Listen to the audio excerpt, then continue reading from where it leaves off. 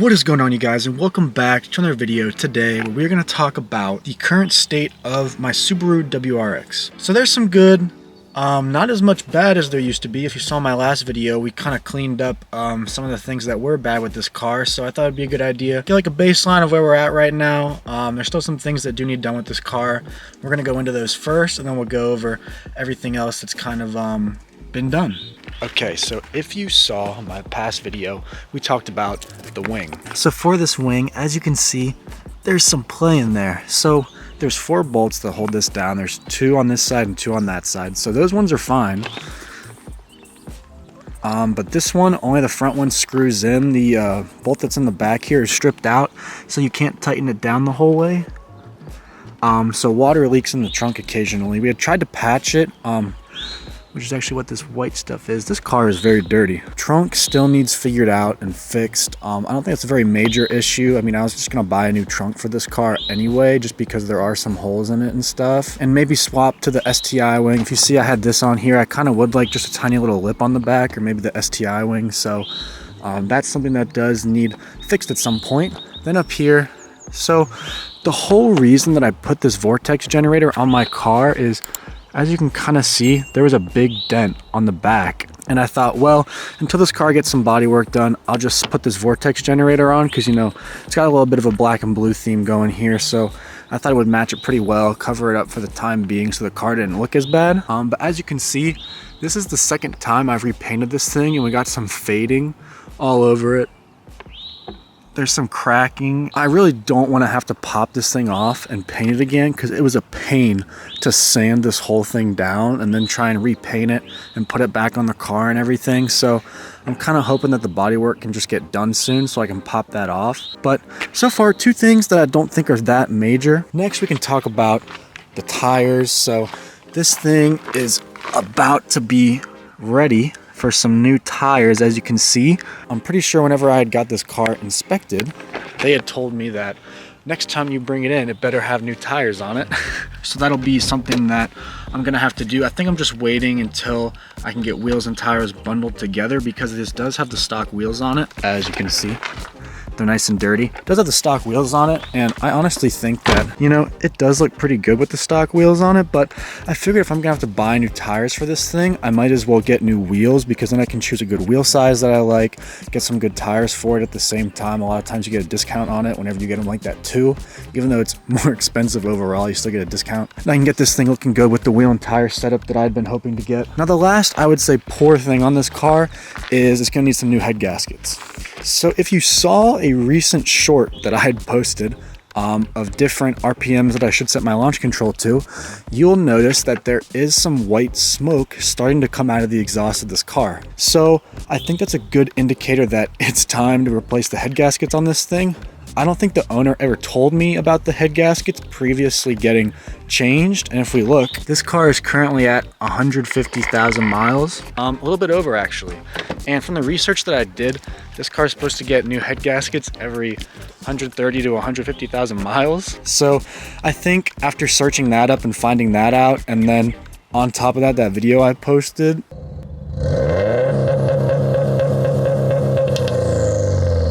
you can see a lot of smoke coming out of the back. I think that was a pretty clear indicator that it's about time to do the head gaskets on this thing, and that's actually a video I'm going to try and post for you guys. So I should be back home in about 2 to 3 weeks, hoping I can buy a head gasket kit for this car, and then we'll get the engine lift and pull this out a little bit, because from what I saw, you do have to take out a lot of stuff that's on top here, and then you can lift out the engine a little bit to get to the head so you can replace it. I need to do some more research on that, because I'm not entirely sure, but I'm about 90% sure that you do have to lift the engine out of this car to do the head gaskets, and I think that'd make a good video. You know, everyone always talks about Subaru WRX head gasket. And it's a little bit more challenging than what I would say I'm comfortable with. I have never done the head gaskets before, but I think that'd be a good teaching thing for me to learn, and also I think it'd be good content for you guys to see. So I'm hoping that in the next 2 to 3 weeks, I can get a head gasket kit for this car, and we can do that, and I'll make a video for it, and you guys can follow me along and see that whole process. So that's everything that's bad with this car, and honestly, I wouldn't consider that to be terrible. I mean, head gaskets are routine maintenance. I knew I was gonna have to do them eventually anyway. The wing and the vortex generator don't seem that bad to me, honestly. And then wheels and tires, Also just normal thing that we would have had to get done anyway. So overall, not that bad. Now we get to talk about fun things. So we'll start off with the interior here. You might have seen a short that I posted. I used to have interior lighting in here and I ripped that out because I thought it looked real tacky and I didn't really like it anymore. So that's out. I used to have a white cob shift knob here and I changed it to a black one because I just think it looks a lot better.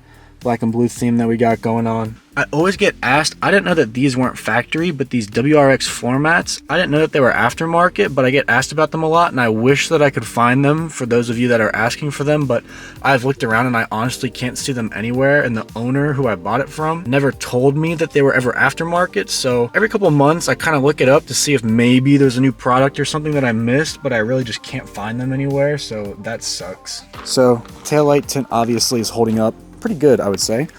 Still looks pretty good.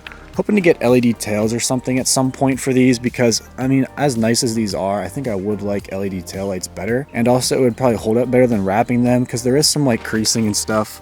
It's not perfect, but I'm hoping to get like LED tails or something at some point. So, but these are still good. Still got my Strafe Design rear diffuser on here. I did hit this fin right here on a curb by accident, but I was able to bend it back. Doesn't look too terrible.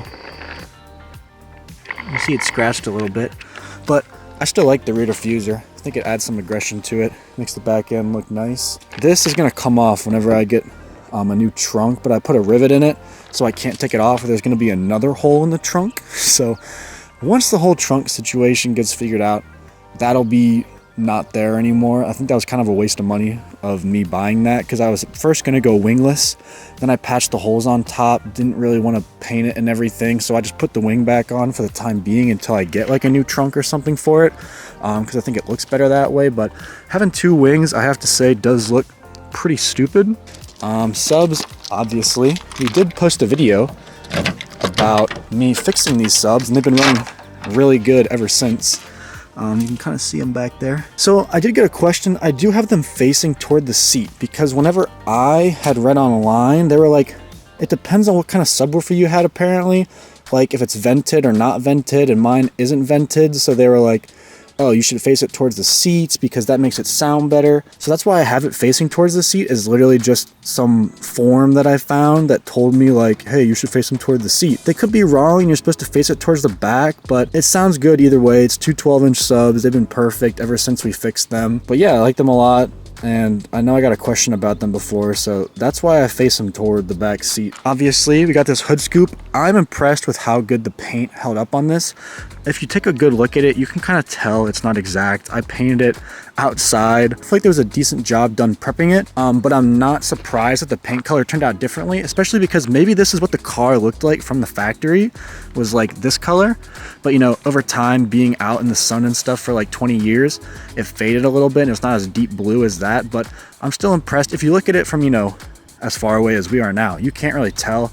The camera's a lot different though, I feel like, because you can really tell on here, but in person it honestly looks pretty similar, like it came like that from the factory, so I'm pretty happy with that. But I'm kind of in the mood to switch up the hood scoop or something a little bit. This is pretty aggressive of a hood scoop, which I do like, but I feel like I kind of want to go back to maybe like the O2 style, which is a little bit, you know, less aggressive. Still got these smoke turn signals, and these are one of my favorite things I would say I got, because the bright orange on them I just feel like looked so bad. I never really liked that very much, and the bulb is still orange. It's just that casing on the outside that I didn't really like that much. And these are my Spec D tuning headlights, and boy would I never buy these again.